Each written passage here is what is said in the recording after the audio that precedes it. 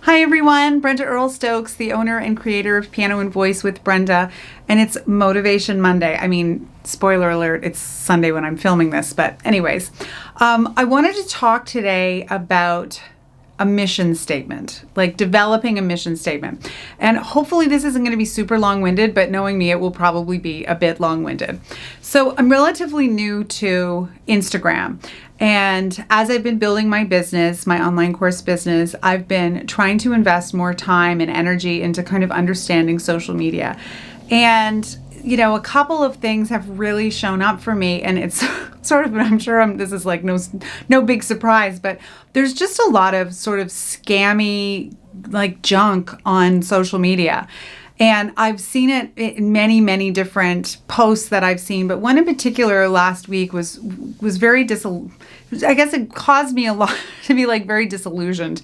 And it was a woman who was sharing something very tragic to her huge audience, and she was using that to sell like products, like to sell a t-shirt or something, and it wasn't even a t-shirt for charity. Anyways, I was kind of horrified by it, and it made me really rethink the amount of time that I've been kind of investing in trying to connect to people on social media, and it kind of got me thinking about like, what is it that I'm trying to do?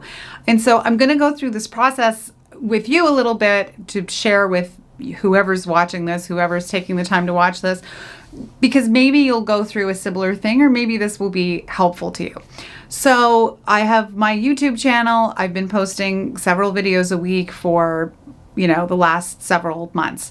And I've been doing it very deliberately. It's been a tremendous amount of work. And I've been sort of thinking like, I don't want to really be a YouTuber. Like, when I get honest about that, I don't want to have a huge, like, massive, gigantic YouTuber following.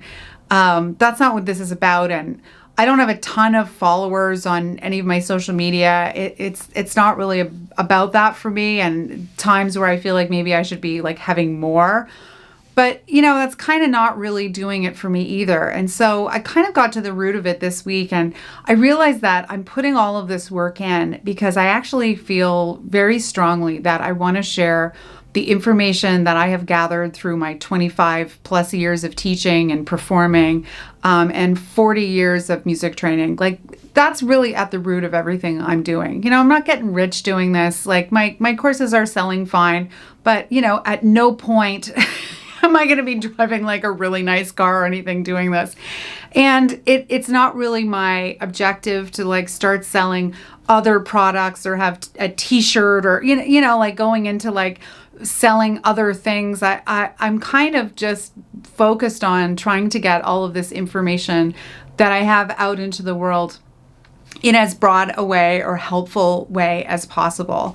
And, because of this sort of social media stuff and the hype and the followers and the likes and, all that kind of stuff, the engagement, I realize that I don't really care that much about that stuff. What I really care about is, all of this music work that I've spent all these years working on. And I'll tell you, when I was growing up, I didn't have a lot of access. I had access to very good education in my small city that I grew up in Sarnia, Ontario.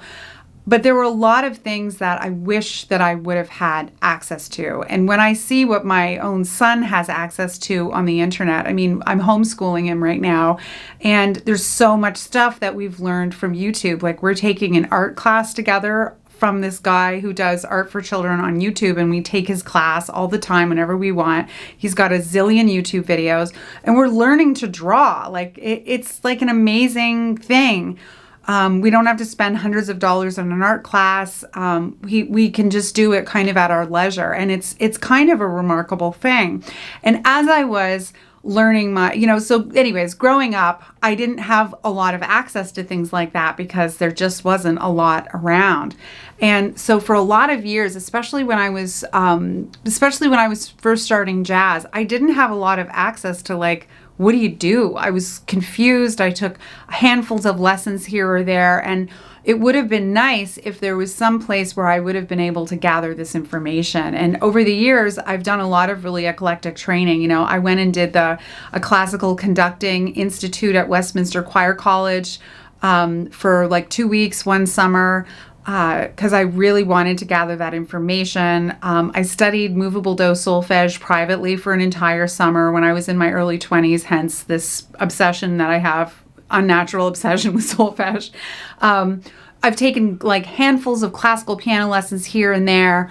I've listened to so much music. It's like I've done all of this stuff, and I want to be able to make this material available to others as much as I can. I don't want to just hold on to it and only give it to my private students, because again, it's like access to things. It's expensive. It's not something that everyone has access to. So anyways, this is again the long way of me kind of describing where things were at. So, as I've been doing the social media stuff and posting on YouTube all the time, getting stuck by the kind of vanity metrics of like how many followers or how many likes or how many people are sharing.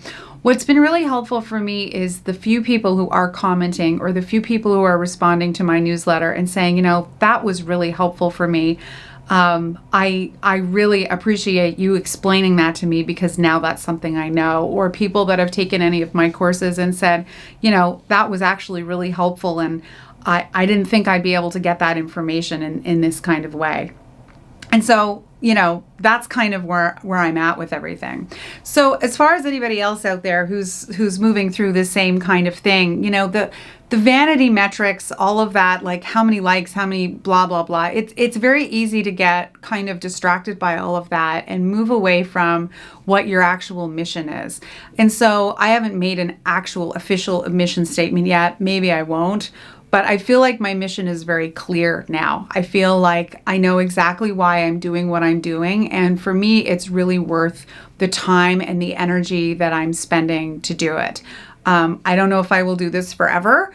I've committed to doing as much of it as I can for this year to kind of see where it takes me, but I'm feeling inspired by it.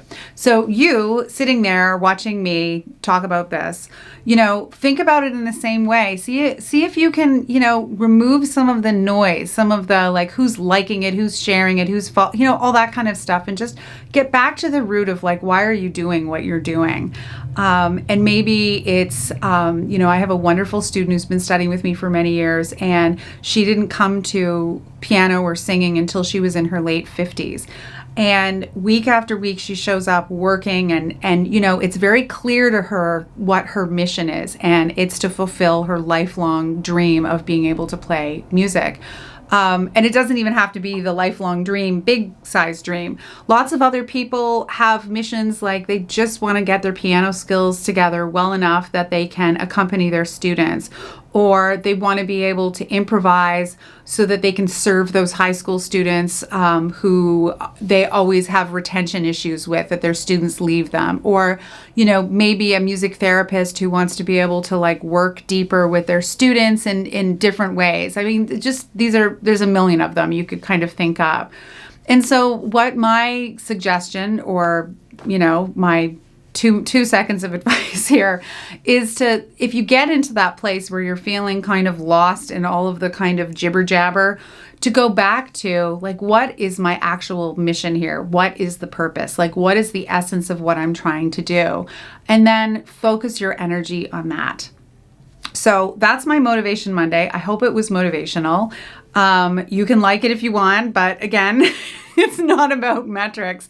But I would be interested, if this rings true with you, I would love to hear your take on this. And if you struggle with the same thing as far as the social media stuff is concerned. Anyways, thank you so much for watching, and I will be posting all kinds of more stuff this week. Thanks for watching.